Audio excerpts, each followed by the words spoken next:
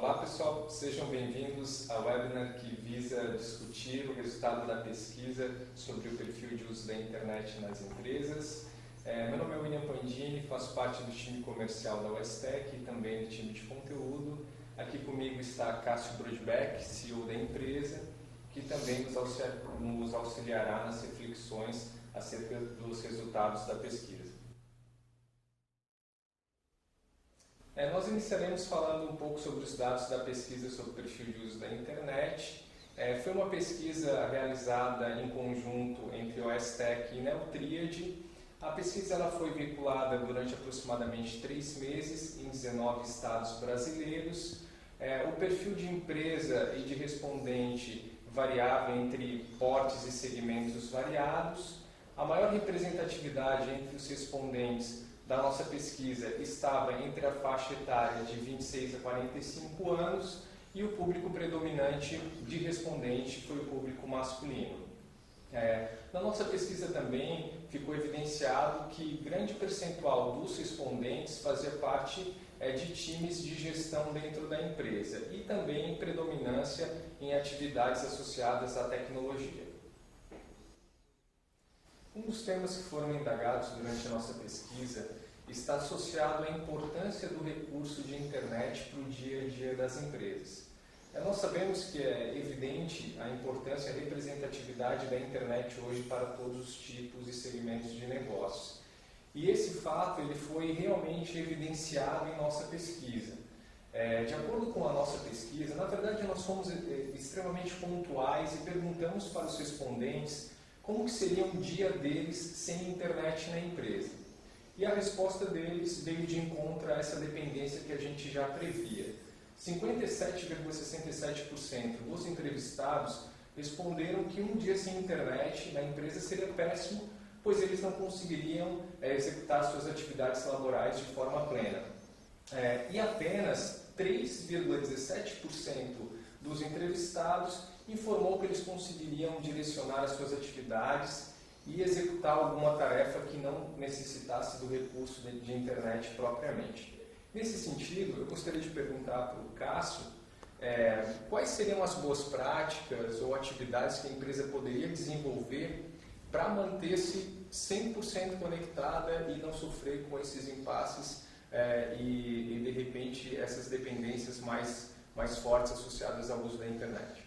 Bom, o primeiro passo, o primeiro ponto a considerar está justamente relacionado ao que a pesquisa trouxe, o resultado que a pesquisa trouxe, né? Se a gente fosse fazer essa pesquisa alguns anos atrás, sem sombra de dúvidas, esse percentual seria muito menos representativo.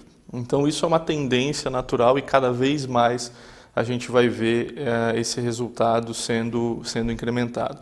Então isso significa que as empresas precisam cada vez mais olhar para um pilar que a gente chama de disponibilidade. Esse pilar está muito evidenciado hoje porque vários negócios passaram para o meio digital e muitos outros negócios estão nascendo totalmente e 100% digitais. Então, cada vez mais a disponibilidade da internet vai entrar em pauta dentro das empresas e merece atenção. A gente, obviamente, o principal ponto de resolver a disponibilidade de internet é você adicionar links adicionais para que você tenha continuidade de acesso e etc. Nós desenvolvemos, inclusive, uma ferramenta que está disponível no nosso blog, que calcula as perdas associadas à questão de falta de acesso à internet, né? Hoje, a hora, o minuto parado, ele significa uma perda financeira muito grande para as empresas. Então a gente desenvolveu essa ferramenta justamente para tangibilizar um pouco a questão do custo, da visão de custo com relação aos links redundantes e por aí vai.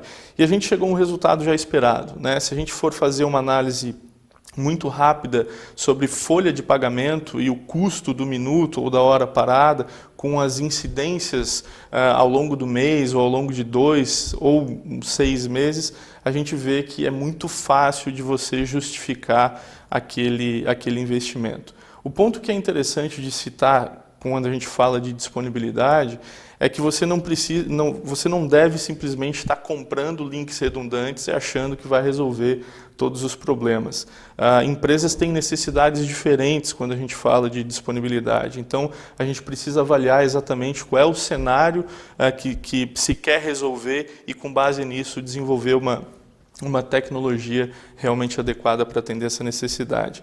Um outro erro comum que, infelizmente, a gente vê é você adicionar esses links e não fazer um recurso adequado, uma gestão adequada desses links. Então, não vai adiantar absolutamente nada. Você vai ter um segundo, um terceiro, um quarto link, mas sem gestão, você vai causar indisponibilidade também. E a indisponibilidade é importante que a gente traga ela tanto sob a perspectiva total, onde você não tem absolutamente nenhum tipo de acesso à internet, como aquela parcial, ou aquela que produz lentidões em determinados momentos. Essa sim causada por um acesso indevido que está consumindo o link, que impacta muito na questão de disponibilidade também, né? Então, quando a gente coloca esse tema, a gente tem que tomar um cuidado para não generalizar se está ou não disponível, né? Então, só para entender e exemplificar isso, se um colaborador leva para fazer um determinado processo 3 segundos, com uma internet com qualidade, e a partir do momento que ele está concorrendo com algum outro tipo de tráfego, ele passa a levar 10 segundos, 20 segundos, ou não conseguir fazer isso, a empresa está perdendo, né? Então, a gente precisa, de forma resumida, olhar primeiro a necessidade, o que precisa ser resolvido com disponibilidade. Novamente, empresas têm necessidades diferentes com isso, às vezes umas vão tolerar uma disponibilidade totalmente manual, outra precisa ser automatizada, outra tem que ser 100% transparente. Então, isso precisa ser muito bem avaliado e, a partir desse momento, ter uma gestão e um controle muito bem apurado do que trafega e do que deve trafegar de fato na internet daquela empresa. Eu acho que conhecendo isso e tomando esses passos, a gente tem um uso mais eficiente com relação à internet. Outro tema que nós abordamos durante a nossa pesquisa foi associado ao conceito de BioD.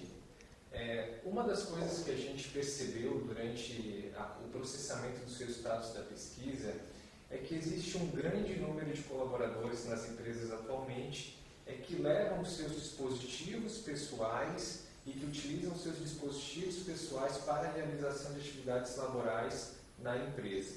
Nesse sentido, a pesquisa nos mostrou que aproximadamente 54% dos colaboradores atualmente levam os seus dispositivos para realizar as atividades laborais da empresa.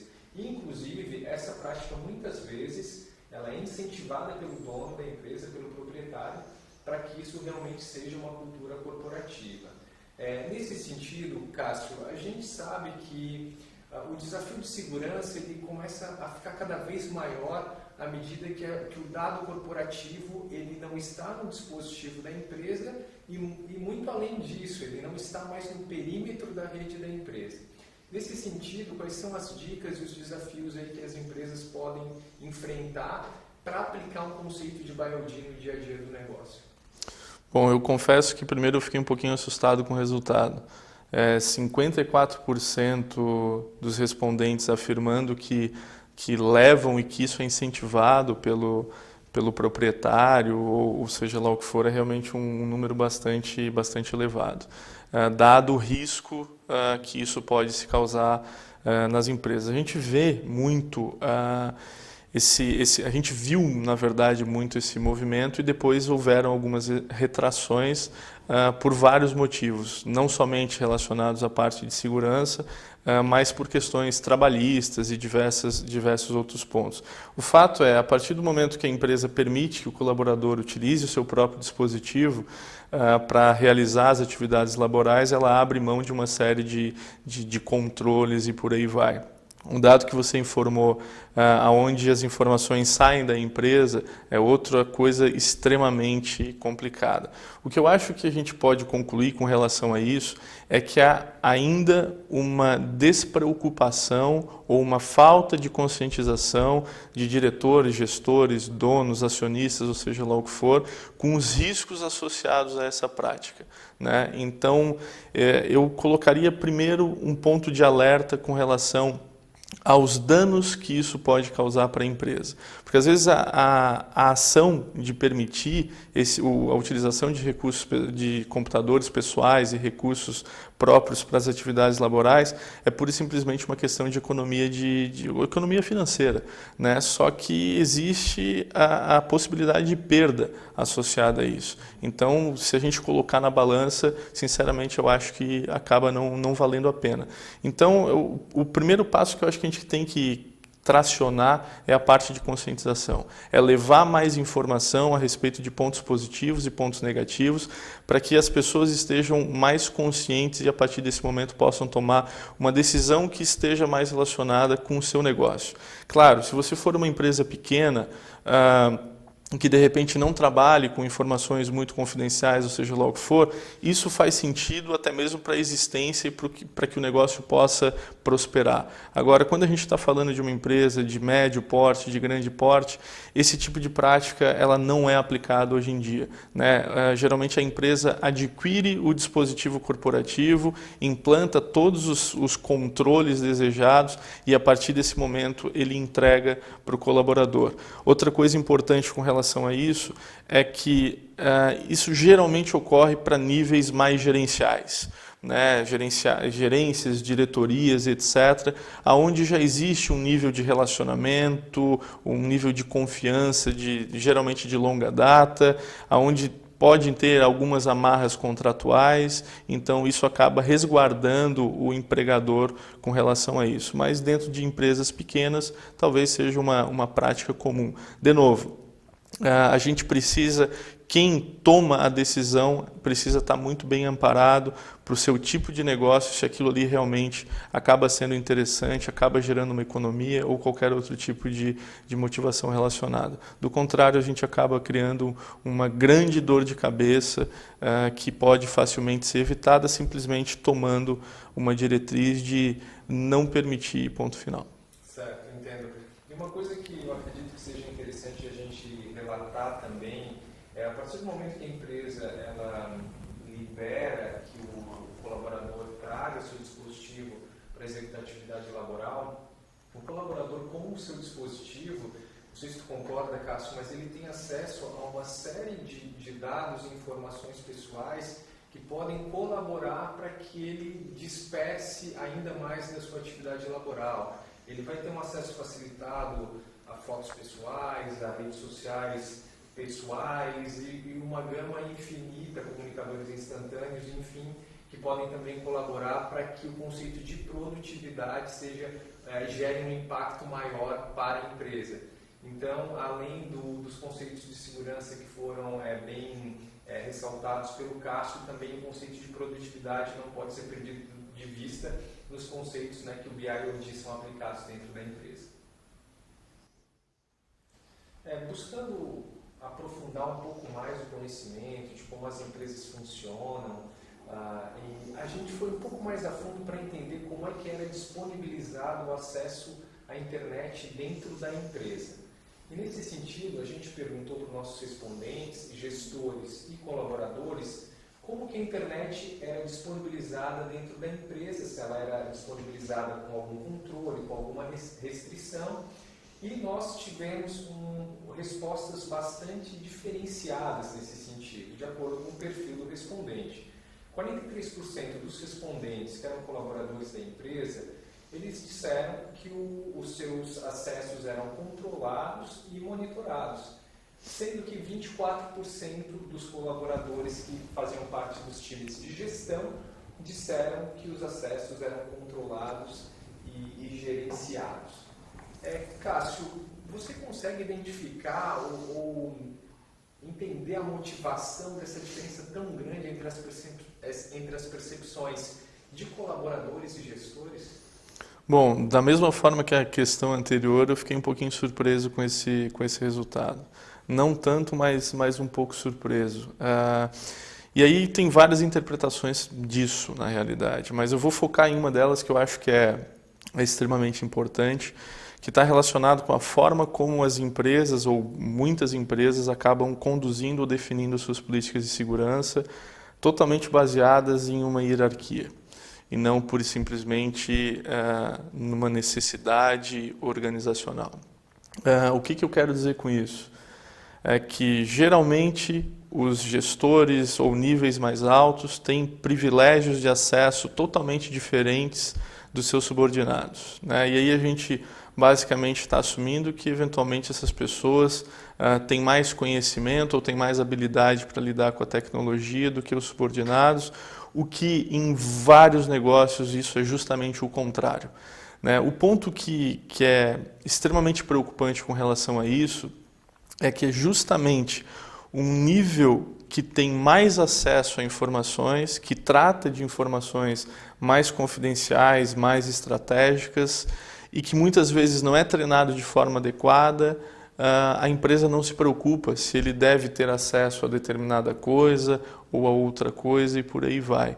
Ela se preocupa muito com a pessoa que está no nível operacional, em restringir os seus acessos por conta de produtividade, por conta de evasão de dados, ou seja lá o que for.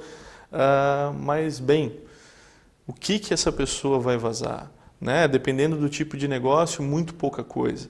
Então, aí vem uma reflexão interessante que mostra esse dado, que eu acho que as políticas elas têm que focar cada vez mais nas necessidades da organização, como que a organização vê a importância de segurança e, a partir desse momento, defina as diretrizes de acordo, mas não baseado em um organograma, né?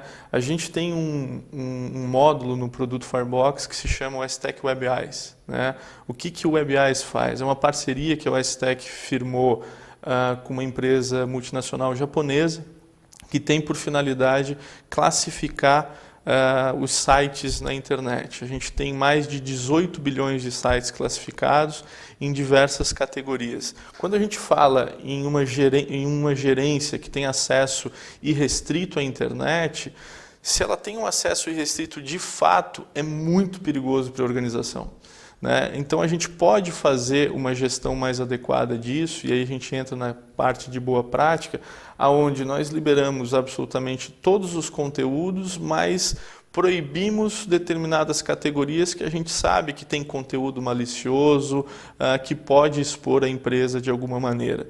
E quando a gente vai para o lado da pessoa num nível mais operacional, a gente também consegue criar políticas de acesso que estão associadas ao perfil operacional daquele colaborador. Então, isso é um ponto extremamente interessante. Como eu disse, tem várias perspectivas de interpretação para esse resultado. Eu queria trazer esse lado da política de segurança muito baseada em hierarquia, né? Isso, claro, não é uma unanimidade, mas muitas empresas acabam fazendo isso. É um erro gigantesco.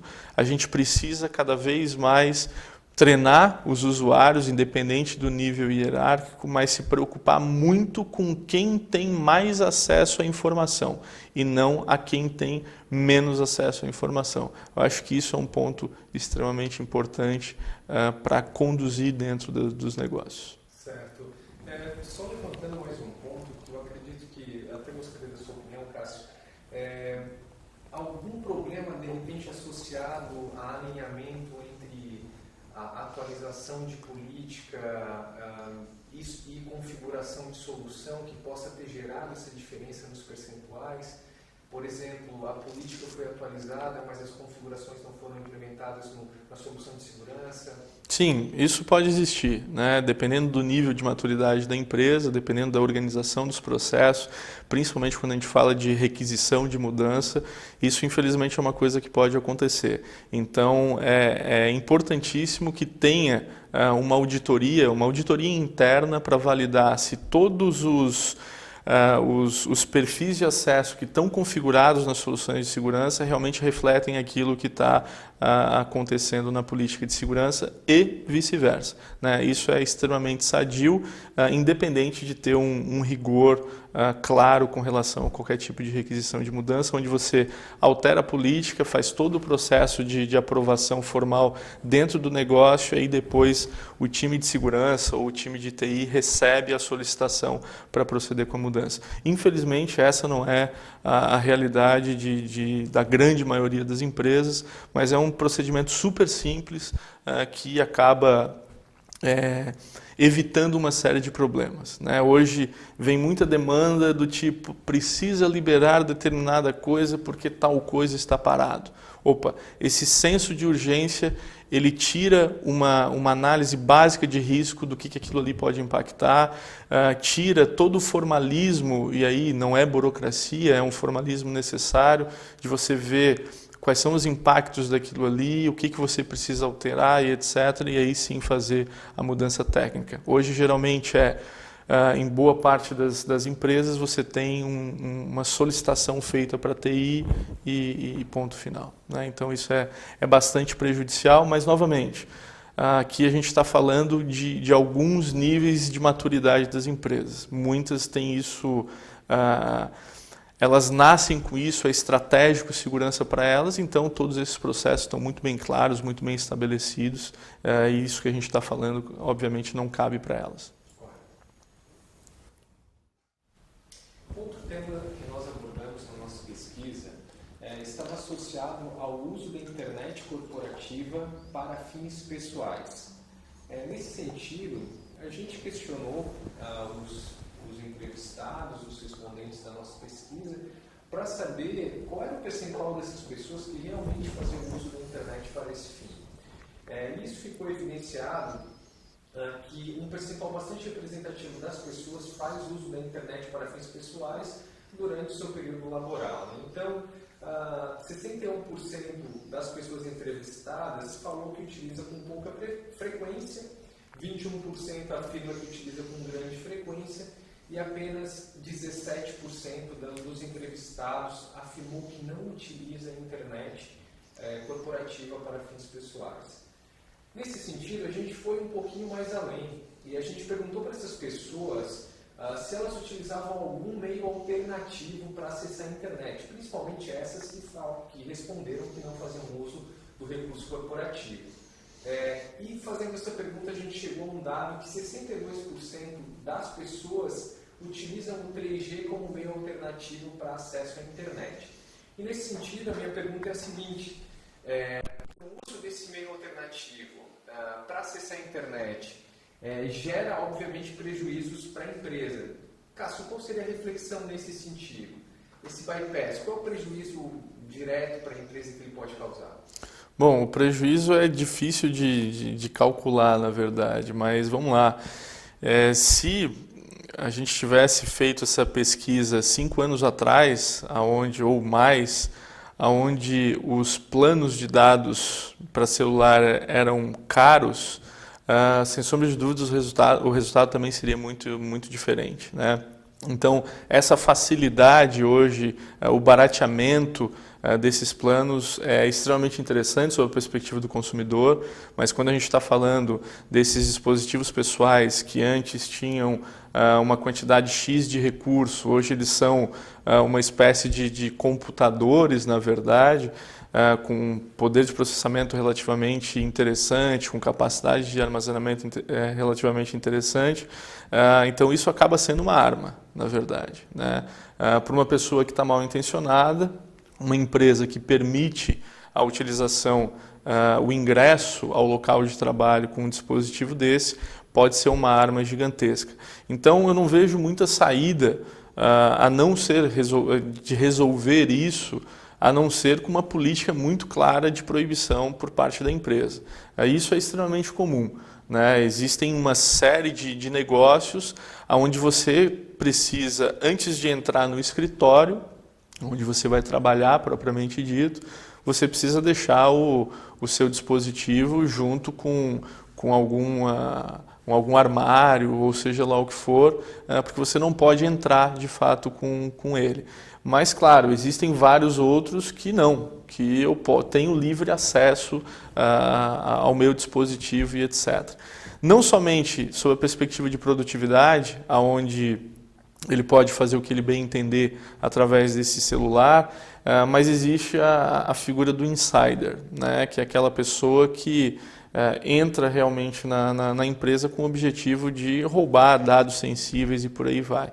Então a gente precisa tomar um cuidado bastante grande com relação a esse aspecto. A única forma que eu vejo de resolver isso é um direcionamento muito claro de corpo diretivo, de acionistas, que defina de uma forma muito específica como que a empresa enxerga o uso desses dispositivos. Se a gente for para o mercado, novamente, dependendo do tipo de segmento, dependendo do tipo de informação que se trata, o mercado meio que se regula, é uma regra de negócio, você precisa proibir ponto final.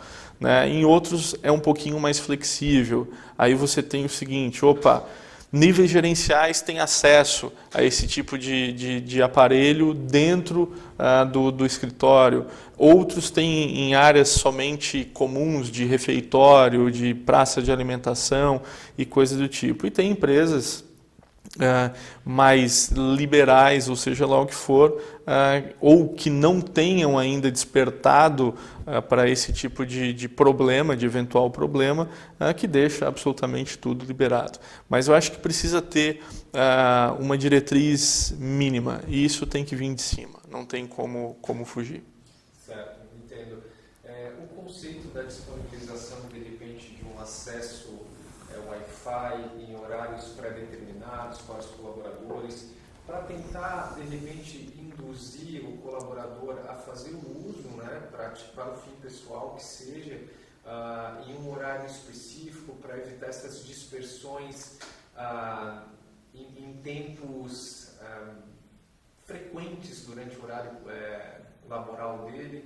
Seria uma alternativa, de repente, para minimizar esses impactos e fazer com que o colaborador evitasse esse bypass e utilizasse o acesso móvel para acessar o conteúdo pessoal? Não acredito. Tá? Vamos lá. Se o plano de dados tiver uma extensão, ou seja lá o que for, ele vai fazer o acesso através do 3G, do 4G, sem nenhum tipo de problema. Agora, essa não é uma realidade em grande parte dos municípios brasileiros, né? Então, em muitos locais, a banda disponibilizada para esse tipo de acesso é extremamente pequena, onde o acesso a um determinado conteúdo através de uma rede celular é extremamente baixa. Então, ele vai preferir o acesso wireless se estiver disponível. Agora, eu não acredito que uma iniciativa da empresa em disponibilizar o acesso wireless como uma medida de tentar ter um pouquinho mais de controle do que está acessando sobre o dispositivo pessoal vai ter ganho de produtividade ou vai ter diminuição de evasão de dados ou coisas do tipo. Eu acho que isso é uma falsa sensação, na verdade. Durante a nossa pesquisa, a gente também buscou entender um pouco mais, né, sobre o perfil de uso da internet, obviamente, e saber o que era acessado pelos colaboradores, principalmente esses acessos que eram direcionados a fins pessoais. E dentre os relatos e as avaliações que nós fizemos, nós percebemos que os sites mais acessados, que não estavam relacionados à atividade laboral do colaborador, eram canais de notícias, comunicadores instantâneos, canais de notícias com 63%, comunicadores instantâneos com 50%, redes sociais com 46% e YouTube com 31%. Nesse sentido, a gente percebe que YouTube e outros sites, obviamente, eles consomem o recurso de internet da empresa de forma bastante agressiva. E esses tráfegos, eles provavelmente estão concorrendo com tráfegos legítimos dentro da empresa. Cássio, qual é a boa prática e quais são as possibilidades que a empresa tem para evitar esse tipo de problema? Bom, existem algumas possibilidades que podem ser adotadas, né? Quando a gente conversava lá no primeiro tema sobre a questão de disponibilidade, a gente comentou um pouquinho sobre isso, dessa lentidão causada acaba afetando a parte de disponibilidade também. Então eu iria para duas linhas, né? Uma linha de proibição desse tipo de tráfego, desse tipo de acesso. Isso tem que estar muito claro, isso tem que ser definido pela empresa e se não for o negócio dela, tem que ser cortado e ponto final. E pode-se abrir exceções em determinados horários onde isso é permitido, ou pode-se criar uma rede de acesso a visitantes ou a colaboradores, ou seja lá o que for, que em determinados horários você pode ter acesso a esse tipo de conteúdo. Uma outra possibilidade que é, de certa forma, interessante, quando você precisa acessar aquele conteúdo, porque você tem um departamento de marketing, de repente, que precisa acessar um conteúdo do YouTube, você tem algum outro departamento que precisa acessar aquilo, ou a gente tem aqueles perfis totalmente liberados para pessoas que estão com um nível hierárquico maior, onde, infelizmente, essas pessoas nem sempre sabem o que está gerando de impacto aquela visualização de um vídeo, um download, ou seja lá o que for. Então, se a gente não quer bloquear ou indisponibilizar esse tipo de acesso, existe a possibilidade de a gente trabalhar num caminho inverso, que é classificar todas as aplicações, todos os sites, etc., que estão muito associados ao core business da empresa, e a partir desse momento criar prioridades específicas para esses sites, para essas aplicações, de forma que em um dado instante, se tiver uma concorrência de tráfego, simplesmente esse vai ter uma prioridade com relação aos outros. Mas, novamente, né, é uma questão, e a gente vem repetindo isso, é uma questão de diretriz. Não dá para que isso seja um problema que tenha que ser definido por um time de segurança ou por um time de tecnologia da informação. Isso é um problema que tem que ser resolvido pela organização. E a partir desse momento a TI ela tem que entrar como apoio para poder colocar as alternativas que são possíveis para esse caso. Então, novamente, tem negócios que é uma premissa, é estratégico que isso seja bloqueado. Então você tem que bloquear. Para outros, existe aquela coisa, em alguns setores eu preciso acessar, mas esse acesso ele não pode indisponibilizar o meu acesso principal, por exemplo, o envio de uma nota fiscal eletrônica, um acesso ao internet banking e por aí vai. Então não existe alternativa prática, a menos que você segregue link com relação a isso, de você priorizar o que é importante e o restante deixar numa vala comum, onde vai concorrer, geralmente num conceito do primeiro que chega é o primeiro a sair. Certo. Complementando um pouco, o conceito da visibilidade para que as empresas comecem a entender um pouco o perfil de uso da internet dentro das suas organizações. Você acha que eles estão preocupados com a criação dessa visibilidade? Será que as empresas elas têm essa visibilidade? Elas conhecem os sites mais acessados? Elas sabem se esses sites estão concorrendo com alguma aplicação? Ou isso ainda é algo que não está sendo muito visto pelos membros do time de TI? Ou isso não é muito requisitado por membros de direção, gestores? Como é que você vê isso aí, tá, no nosso cenário atual? Depende muito do mercado que a gente está falando, né? De novo, isso é extremamente importante que a gente contextualize. Se a gente está falando de um mercado extremamente maduro, etc., isso é básico. Existe uma preocupação a nível corporativo com relação a essas coisas e o entendimento ele vem de cima para baixo, né? Na maioria dos negócios, pequenas e médias empresas, não tem esse entendimento e não se despertou, em muitos casos, o interesse, né? Então, tanto pelos times técnicos quanto por times gerenciais, diretorias e por aí vai. Então, é um desafio, sim, do mercado de segurança, dos fornecedores de segurança, em levar essas informações para os times, para que a partir desse momento eles tenham mais informação e com base nisso consigam tomar decisões melhores. Isso é extremamente importante. A visibilidade ela te permite ter uma visão clara do que realmente acontece e não simplesmente achar que determinadas coisas ocorrem, outras não ocorrem e por aí vai.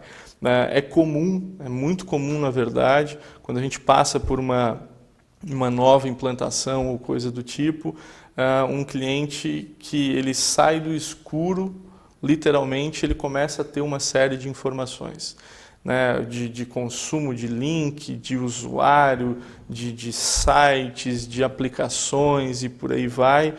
E opa, isso é maravilhoso, porque a partir desse momento ele consegue entregar mais informação, mais conhecimento para uma gerência, para uma diretoria, e a partir desse momento ele tem também mais apoio para tomar algumas decisões que muitas vezes ele já havia reivindicado, mas não tinha fatos para poder entregar e facilitar o processo de decisão. Então é importante, a visibilidade em todos os sentidos ela é extremamente importante. Legal. É bom, é comum a gente verificar na internet pesquisas e pessoas falando sobre o ócio produtivo, o ócio criativo e associando isso ao uso da internet para atividades com fins pessoais. Para tentar entender um pouquinho melhor sobre esse conceito, nós fizemos duas perguntas para os nossos respondentes. A primeira delas estava tentando absorver quanto tempo eles investiam por dia em atividades não relacionadas ao trabalho com o uso da internet, atividades ociosas, e 54% dos respondentes afirmaram que investiam menos de 1 hora nesse tipo de atividade. Nós também tivemos 31% dos respondentes informando que investiam até 2 horas e 5% falando que investiam de 3 a 4 horas. Bom, além disso, a gente perguntou para os nossos respondentes também se eles se sentiam mais motivados ou se eles tinham um desempenho diferenciado após fazer uso da internet para essas atividades aí, estimulando o ócio produtivo. 25% das pessoas afirmou que não tem nenhum tipo de ganho de produtividade, na verdade elas informam que elas têm uma perda de produtividade porque elas não conseguem entregar tudo que elas poderiam entregar. 48% das pessoas disseram que não ajuda, mas também não prejudica. E 26% das pessoas informaram que elas têm um ganho de produtividade com ócio criativo, fazendo uso da internet para fins pessoais ou para distração de forma geral. Cássio, com relação ao ócio produtivo, o ócio produtivo poderia ser uma justificativa para uma flexibilidade numa política de internet, de uso da internet na empresa? Eu acho que depende muito do setor que a gente está falando, acho que depende muito da faixa etária que a gente está falando, do setor, tanto segmento de mercado quanto setor dentro de uma empresa também, porque a gente, dependendo da faixa etária, dependendo da geração com que a gente está falando, de repente esse tipo de flexibilização realmente seja muito interessante e as pessoas produzam mais com isso, porque elas se sentem mais livres no trabalho, elas entendem isso como um fator de motivação e aí elas se auto-organizam para fazer as entregas, independente do que elas estão acessando com relação ao longo do tempo e etc. Agora, eu acho que isso depende muito de pessoa e depende muito de empresa, né? Quando a gente vai para um mercado, por exemplo, financeiro, não tem como você imaginar algo nesse sentido, né? Quando a gente vai para uma startup, não tem como você imaginar um cenário inverso, onde é tudo restritivo, etc. Então a gente tem que ter uma dosagem bastante equilibrada com relação a isso. E aí eu trago um elemento que tu abordou anteriormente, onde você falou que mais de 40%, salvo engano, das pessoas utilizam o celular como forma de bypass, ou seja lá o que for, para acessar coisas na internet. Bom, então, independente do posicionamento da empresa, ela vai ter acesso ao dispositivo para fazer o que ela bem entender, né? A minha reflexão com relação a isso, ela está muito mais distante sob a perspectiva de tecnologia, de permitir ou não permitir esse tipo de coisa, e muito mais conectada com uma reflexão a respeito de gerenciamento de pessoas, a forma como essas empresas estão definindo metas, como que os resultados estão sendo cobrados, como que isso é gerido dentro do negócio, do que propriamente dito, eu bloqueio, eu não bloqueio, é mais produtivo bloquear, é menos produtivo bloquear, as pessoas se motivam mais, se motivam menos. Eu acho que essa é uma resposta muito complexa de ser dada num ambiente corporativo que é diverso, né? Seja em faixa etária, seja em setores e por aí vai. De novo, infelizmente não existe uma regra geral. A gente tem que analisar dentro das nossas empresas, dentro dos nossos clientes, o que acaba sendo mais adequado frente à realidade deles. Mas eu deixo essa reflexão e essa provocação também para quem está nos vendo com relação a não resolver isso sob uma perspectiva da tecnologia, e sim sob uma perspectiva de gerenciamento de pessoas, de metas, de resultados e por aí vai. Porque vamos lá, se uma pessoa hoje ela tem uma atividade diária X e se ela entrega esse resultado, o que é relevante ou interessante para a empresa, se tem ou se não tem o determinado acesso?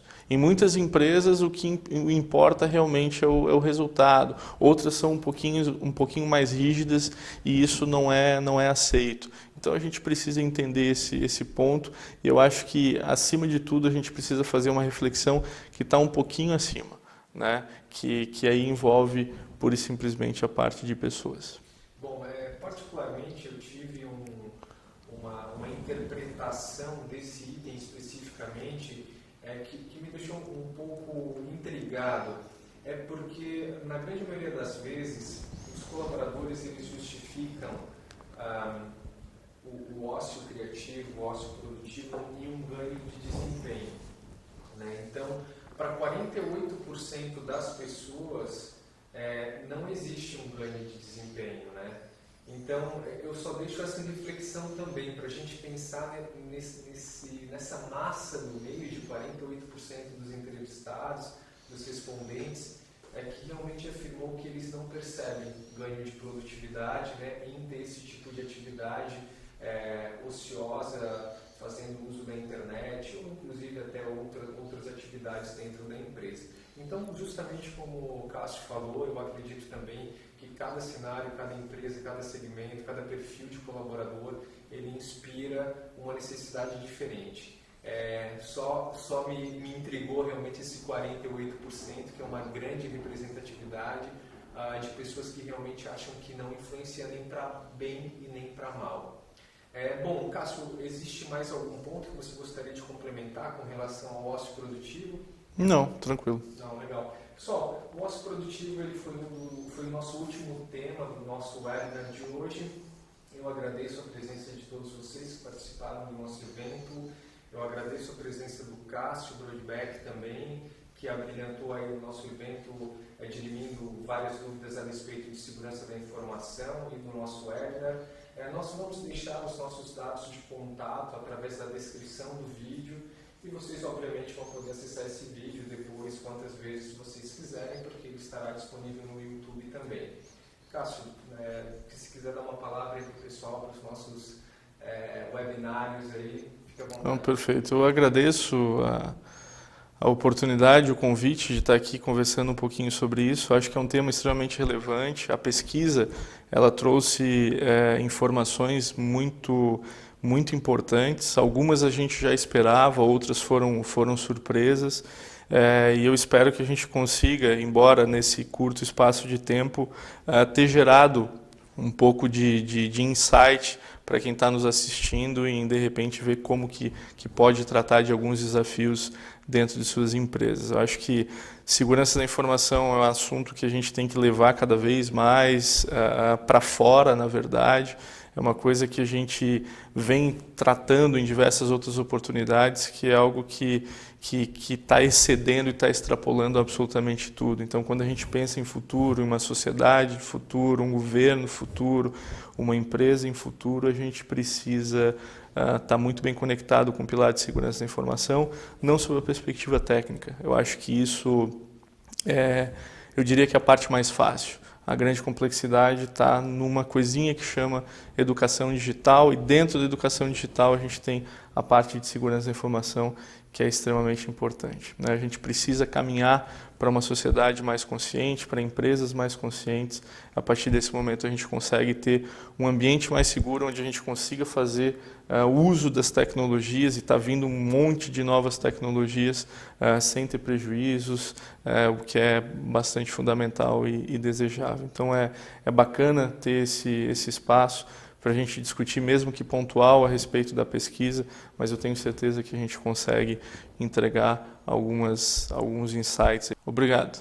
Obrigado também, Cássio, e obrigado a todos vocês que estiveram conosco.